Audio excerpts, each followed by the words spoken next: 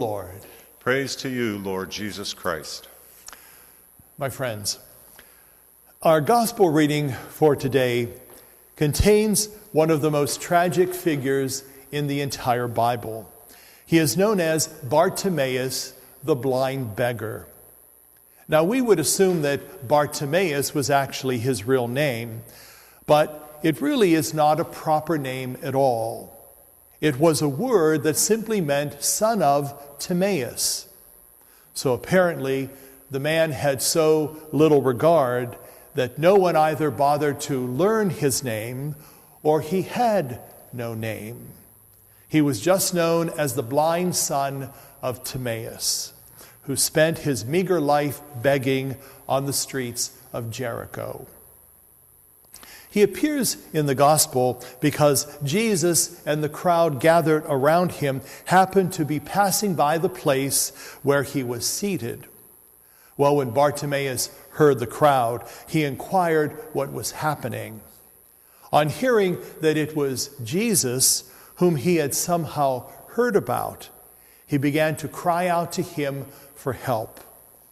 Well, another indication of how this blind beggar was disregarded by his own people is a statement, many people were scolding him to make him keep quiet.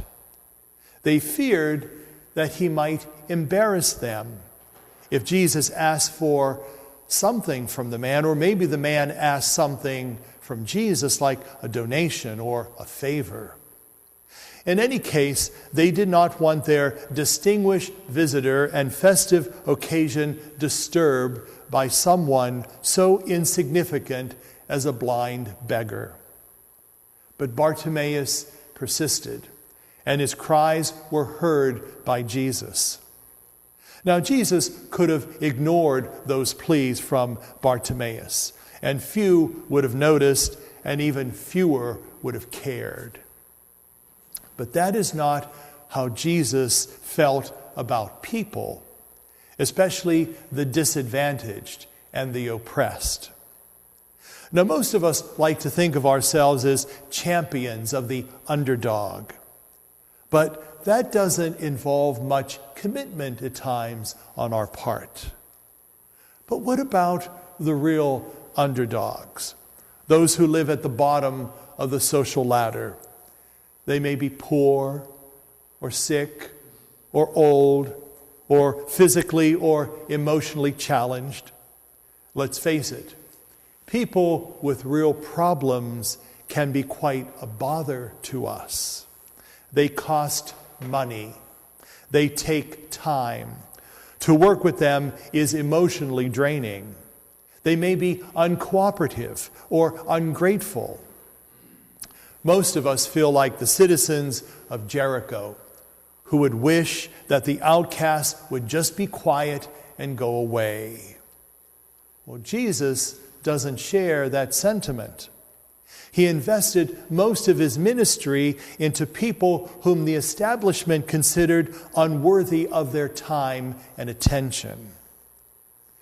Have you ever wondered why Jesus cared so deeply for the outcast? Well, there are really two basic reasons. One was that Jesus knew personally what it meant to be an outcast. He experienced in his own life how it felt to be an outcast. Remember that he was born in a stable.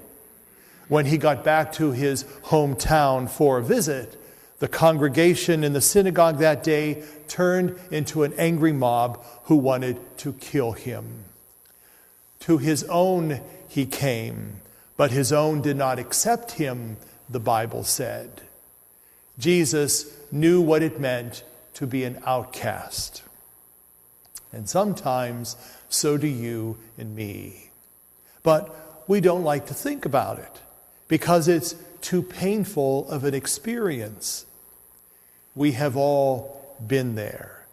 It may have been in your childhood when other children excluded you from their crowd or their games. It may have been in your teen years when a certain group of people made it very clear that you did not belong. It may have been on the job, or at the bank, or even in church. At one point or another, we have all felt left out and overlooked or put down. Now, Jesus had that experience, and that's why he had a special care for the outcast. I think the other reason is that he knew there were no outcasts with God. Jesus was the Son of God and the brother of every woman and man on earth. This faith is summarized in the Last Judgment scene recorded in the New Testament. I was hungry, and you gave me food. I was thirsty, and you gave me drink, and so on. Then Jesus concluded, as often as you did it for the least of my sisters and brothers, you did it for me. That is how Jesus felt about people. There were no insignificant people among them. With him, there were no outcasts, because there were no outcasts with God. They were all sisters and brothers who were all daughters and sons of God. Now, if you and I call ourselves his followers, we must share that same conviction. Especially, we must care for those who live at the bottom rung of the social ladder. Their cries for help must reach our ears and touch our hearts. Otherwise, we have no right to bear the name of him who met the need of the blind beggar in Jericho.